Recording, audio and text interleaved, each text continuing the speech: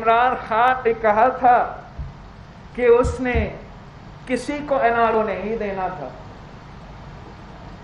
اس نے اپنا دور حکومت میں سب سے زیادہ ایمنسٹی سکیمز دلوائے ہیں، اور سب سے بھر کر آپ کے سامنے کلبھوشن یادو کے لیے بھی NRO، وہ جس نے کشمیر کا سفیر بننا تھا وہ آج کلبھوشن یادو کا وکیل بن چکا ہے۔ اب آپ سب نے ہمارا وزیر قانون کا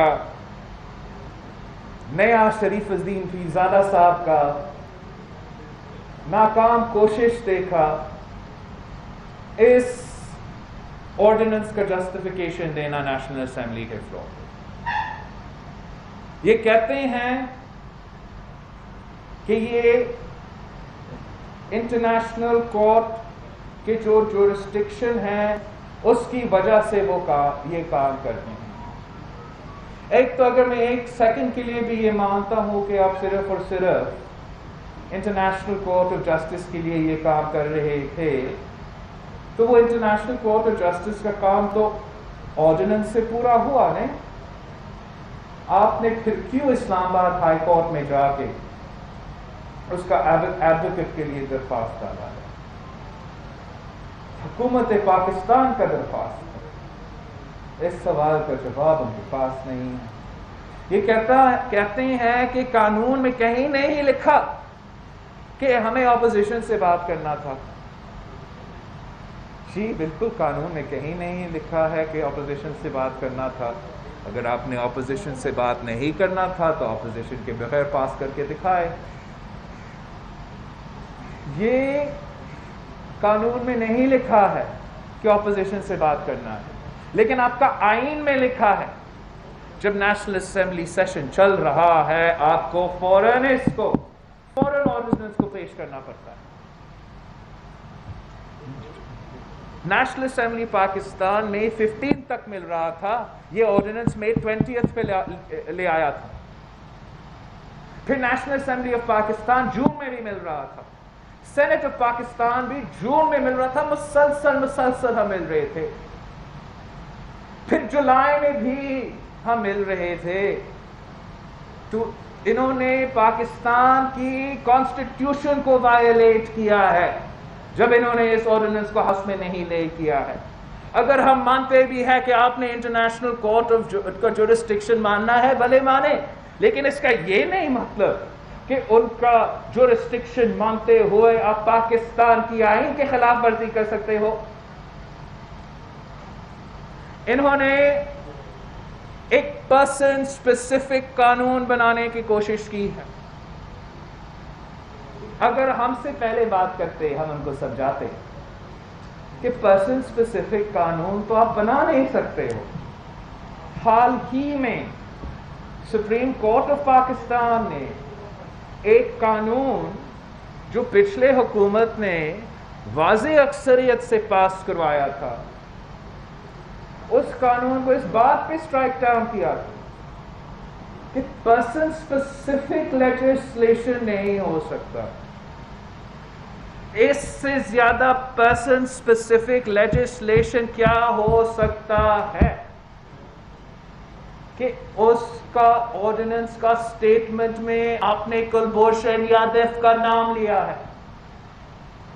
اگر نام نہیں بھی لیتے، صرف انٹرنیشنل کورٹ آف جسٹس کا ریویو کا اپیل کا فارم دلوا رہے ہوتے تو آپ کے کتنے کانوکٹس ہیں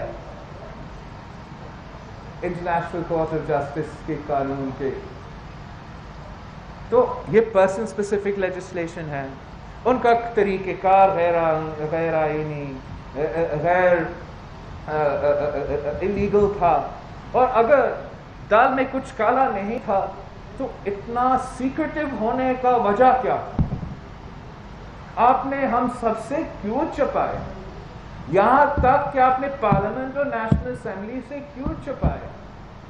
اور ایک اور بات جو سب سے حیران کن بات ہے کہ آرڈیننس کے اندر انہوں نے 60 days دیے تھے کلبھوشن یادو کو اور بھارت کی کونسلیٹ کو اس آرڈیننس کا فائدہ لینا. اس 60 ڈیز میں نہ کلبھوشن یادو نے نہ بھارت نے اس آرڈیننس کا فائدہ اٹھایا، اور نہ ہی آپ نے اس 60 ڈیز میں یا اس 60 ڈیز سے پہلے پارلیمنٹ تک سے پوچھا. تو آپ کا ارادہ یہ تھا نا کہ ہمیں پتہ ہی نہیں چلتا کہ آپ کا چھپی ہوئی آرڈیننس سے جو آپ نے اخبارات میں بھی نہیں چھپوائے، وہ 60 ڈیز کے اندر کلبھوشن یادو آرڈیننس کا فائدہ لیتا. 90 ڈیز کے اندر آپ نے لے کرنا تھا، کام بھی ہو گیا اور ہمیں پتہ بھی نہیں چلتا. آپ کے لیے مسئلہ صرف ایک ہے کہ پاکستان پیپلز پارٹی نے کبھی بھی اس ملک کے نیشنل انٹرسٹ پہ کمپرومائز نہیں کیا ہے، اور کبھی بھی انسانی حقوق پہ اور انٹرنیشنل لا پہ کمپرومائز نہیں کیا ہے. ہم ان ساری چیزیں کو دیکھتے ہیں، اور جیسے ہی پاکستان پیپلز پارٹی نے اس ایشو کو پکڑا، سینٹ میں اٹھایا، پریس کانفرنس میں اٹھائے، تو پھر آپ نے سوچا کہ یہ شاید مسئلہ بن جائے گا، ہم نیشنل اسمبلی میں لے کر آئے. لیکن آج تک میں آن دا ریکارڈ ڈال رہا ہوں کہ حکومت نے پاکستان پیپلز پارٹی سے، میرا جماعت سے، مجھ سے کوئی رابطہ نہیں کیا، کوئی کانٹیکٹ نہیں کیا، نہ ہمارے رائے لینے کے لیے، ہمیں بتانے کے لیے کہ وہ اتنے بڑے کام کرنے جا رہے تھے. اور یہ میں سمجھتا ہوں صرف اور صرف غیر سیاسی کٹ پتلیوں کا یہ کام کر سکتے ہیں، جن کا سیاست کا کچھ پتہ نہیں، جن کو ہر چیز کو اپنا انا کا مسئلہ بناتے ہیں، جن کو سمجھ ہی نہیں آتے جب اپنے قوم کے لیے بڑے فیصلے لینے ہیں تو آپ کے اس پہ کنسنسس بنانا پڑتا ہے. ان میں نہ یہ صلاحیت ہے، نہ وہ اہلیت ہے. ہر کرائسس کو وہ کیٹاسٹروفی میں تبدیل کر دیتے ہیں، اور جتنا دیر یہ حکومت میں رہے گا، پاکستان کا ہر کرائسس سے کیٹاسٹروفی میں تبدیل ہو جائے گا.